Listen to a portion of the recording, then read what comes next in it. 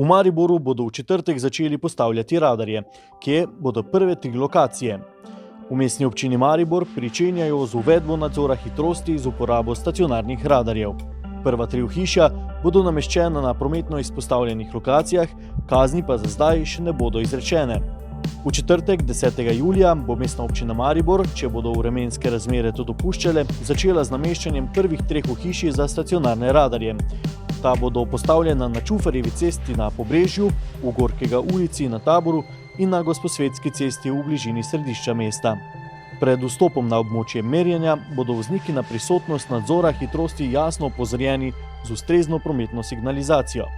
Ko bodo radarji nameščeni, se bo začelo testiranje opreme in s tem testno obdobje merjenja hitrosti, v katerem kazni še ne bodo izdane, so zapisali v sporočilu za javnost. Z dejanskim merjenjem in sankcioniranjem prehitrih voznikov bo občina predvidoma začela v začetku avgusta. Sistem bo sprva obsegal 3 ohišja in 1 radar, ki ga bodo premikali med omenjenimi lokacijami. Vse lokacije so pokrite tudi z videonadzorom.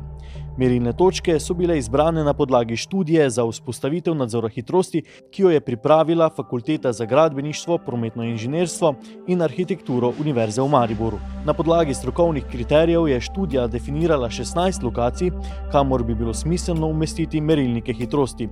Podatke o prekoračitvah hitrosti bo v okviru zakonsko določenih pristojnosti obdelovalo medobčinsko redarstvo, skladno z zakonom o občinskem redarstvu in zakonom o pravilih cestnega prometa.